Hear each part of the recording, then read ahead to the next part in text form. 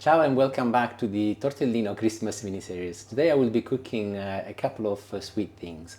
One is called croccante di mandorle, which is almond brittle, and you can cook them now and they will last until Christmas, so you can even use them as a gift in stocking. And the other one is called Baci di Dama, which stands for ladies' kisses. And the good thing about this is that also you can freeze them in advance and defrost them ready for Christmas. So let's get started. I'll start with the almond brittles, and I've got a baking tray here and a couple of 100 grams of almonds. I'll put them in and I'll spread them evenly so that they're not on top of one another, and I'll pop them in the oven at temperature 150 degrees, 5 minutes. The almonds will release the natural oil, and that will enhance the flavor of the brittle, and it is a small step which actually really makes a big difference in terms of the taste of the final product. Couple 100 grams of sugar in a saucepan, and I'll move to the hob where I will caramelize it. I've turned the hob on a medium-high temperature, number 7 to start with. Make sure that you do not go on maximum. You do not want to burn it. This is an important process. You want to caramelize it. You want it to be nice and soft, but not burned. And after a couple of minutes, if you look carefully, can you see it's beginning to melt and dissolve? And I'll continue mixing it, but I'll turn it down actually to number 6 now, a little bit lower. But I'm not leaving it alone, I'm mixing it constantly so that nothing gets stuck. And this is perfect. If you look, it's got a lovely golden color, and I'm ready to add my almonds now. So I just pour them in. And I'm mixing everything together to ensure that all of the almonds, are covered by caramel. I've got a couple of sheets of baking paper. I'll put one on top of my board, and I'm brushing a little oil to ensure that the caramel doesn't get stuck to the paper. And while it's still really warm, I'll add all of my almonds. And using my spatula, I'll start spreading them so that I get a rectangular shape. I'm also pressing them quite hard to ensure that they are evenly spread and they are not on top of one another. My rubber spatula is not strong enough, so I'll carry on with a spoon. I'm doing this relatively quickly because the caramel solidifies very quickly, and the longer I leave it, the more difficult it becomes. But I think it's looking good. It might not be a perfect rectangular shape, but it will do me today. Second piece of baking paper, and like I did before, I'll spread a little oil, and with the side where the oil is, I'll put it on top of my almonds and press it with my hands. Rolling pin, and just go on top of the almonds to ensure that they are nice and flat.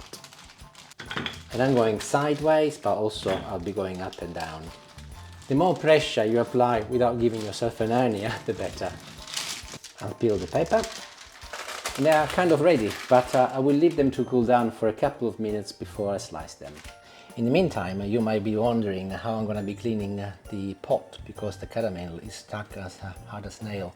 So what I've done, I've put some water at the bottom of my pan, and I turn the temperature on maximum, and I'll wait until it starts boiling. The water is boiling, and you can see that the bottom is already clear, but the sides are still got caramel stuck to it. So I'll just get the water and start spreading on the sides until it dissolves. And if, like me, you've got some left at the edge, just go back with your spatula in hot water and eventually it will just come off. Or you can always do it in the sink with some hot boiling water from your kettle. And that's it, perfect, all clean and ready to be washed up. This might not be the most efficient way to clean caramel from a cooking pot. This is how I do it, but if you've got an alternative way of doing it, I would love to hear it. Maybe there is a more efficient way, so yes, please do. Anyway, back to our brittle. I've cooled down and I'm putting my spatula underneath, and as I oiled the paper, it's coming out very easily, and I'll put it here. It has got a little residue from the oil, so I'm wiping it, and I'll also do the other side while I'm at it. Oh, look at that, that looks interesting. Anyway, let's turn it back. And while they're still warm, I'm going to be chopping them using a braid knife. They're not the easiest to cut, and maybe that's why they're called brittle, but a little patient and I'll be fine. Try not to do them too thin, otherwise they might break into little pieces, so 2 to 3 centimeter strips should be okay. Obviously you'll get the odd bit of almond loose, no problem at all, but this is what you're looking for, a lovely strip. which you can then cut further. And as a little gift idea, you can just pile them on top of one another, get hold of some ribbon and do a little mini parcel. Something like this. This is where I could do with Julie being here. She would do a much more elegant job than me, but that will be fine. And there it is, very easy and fun to make, and no doubt when Julie gets here she will make the bowl more beautiful, and maybe we can use that for the thumbnail. In the meantime, however, I'll show you how I'm going to be making the lady kisses. Now let's talk a little bit about the lady kisses or Baci di Dama, because it is a little bit of a naughty thing to have, but it is Christmas and once a year it's okay. And all you need is 6 ingredients, and I'll just quickly run through them. I've got here 200 grams of hazelnuts, also 200 grams of sugar, 270 grams of flour, plain flour is perfectly okay, 160 milliliters of sunflower oil, 1 egg, and some chocolate spread. And I will start by whizzing the hazelnuts using a food processor, or you can also buy them already crushed, but when I looked they were considerably more expensive, so I decided to crush my own. And that is perfect, that is what you're looking for, a nice crumbly finish.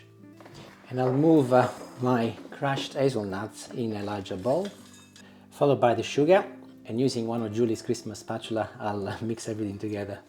I'll break in an egg next, followed by the sunflower oil.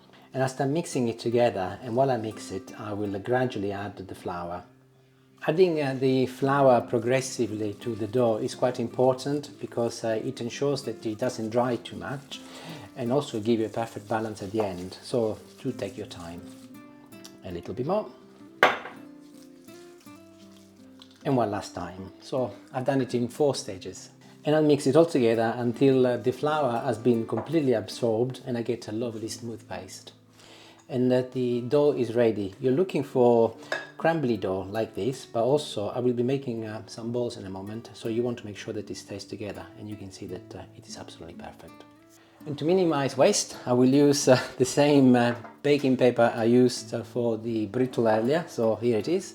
And if you have made polpette or meatballs in the past, this is exactly the same. The difference is that these are hazelnut polpette, and just with your hand, very gently, because it's a little bit more crumbly.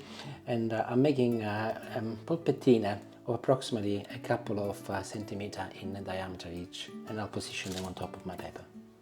You might have to press it a little bit harder to start with to ensure that it's nicely and compacted, and then when you make, oops, see, that is not good enough, so I'll start again. So I'll make it nice and compact, like this, a little bit more strength required, and then I'll go along very, very gently. Do not put too much pressure, otherwise it will crumble again. Just make a little ball, the same size as the other one. There it is.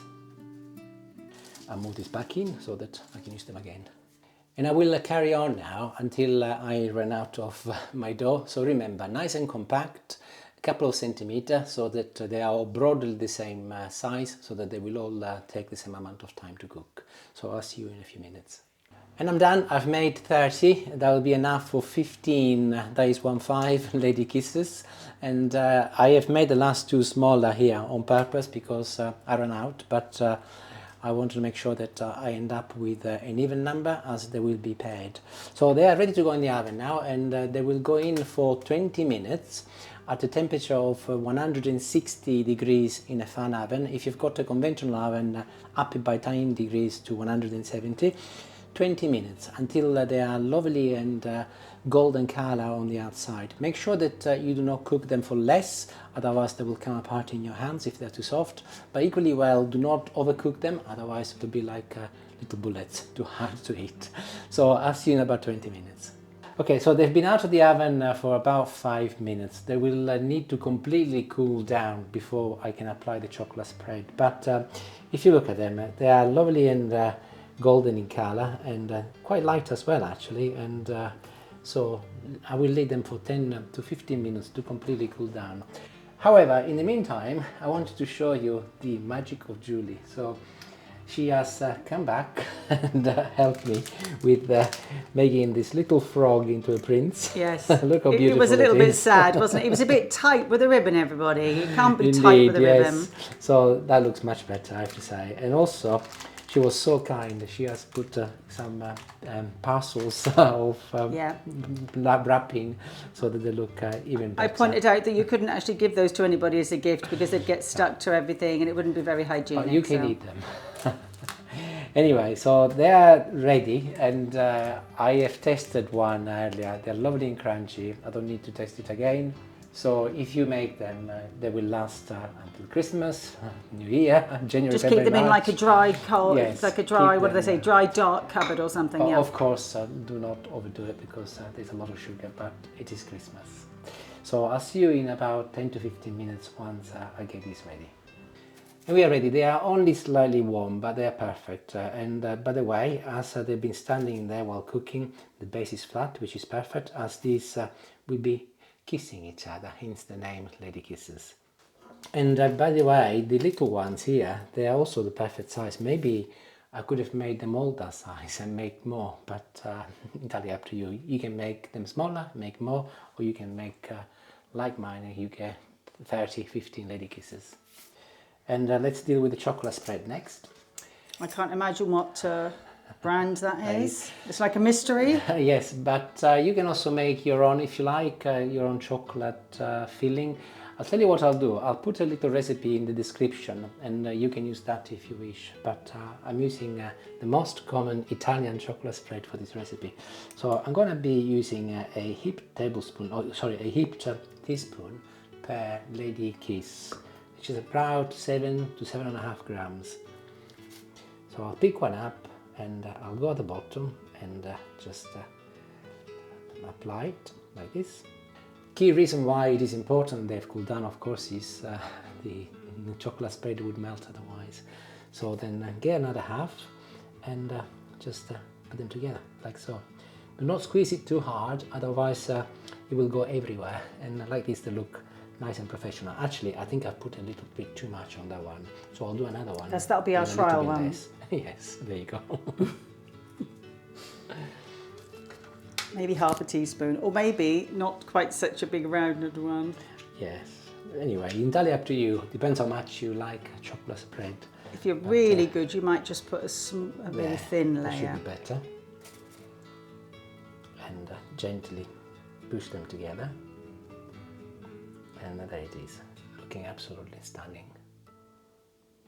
I still think you're going a bit over the top with your Nutella, if you don't mind me saying, young man. That's going to be really We'll do a third messy. time. We'll do a third time lucky. We're Okay. going for a smaller one. Smaller one. Is that good enough? Or maybe, yeah, that's probably a bit more like it. Okay. And gently push them together. I think that looks That better, is more darling. like it. She's right. Yes, see, as always, I'm When right. she's right, she's right. Not always. When you're right, you're right. I'll make a few for the benefit of the photo and I'll freeze the rest. To freeze them, what I'll do, I will put them inside my freezer with the tray as they are. And after a couple of hours, I'll take them out and I'll transfer them into a Tupperware container and I'll put them back in the freezer. Christmas Eve, when I'm ready, I will get them out. I will leave them at room temperature to defrost for probably a good couple of hours, and then I will apply my chocolate spread. You could, at a push, freeze them with the chocolate spread already put in if you wanted to save time, but I don't think it's a very clever idea because there's a risk that they'll come apart as the freezer will make them so cold that they might even open up. So the best thing to do is just do them on the evening when you want to eat them. I agree, I see your logic there, yeah. Yes. And I'm about to taste one, but I'm splitting it in half, otherwise it's too big. And actually mine are still warm and the chocolate spread is already melting. So I'll give it a shot and then I'll go.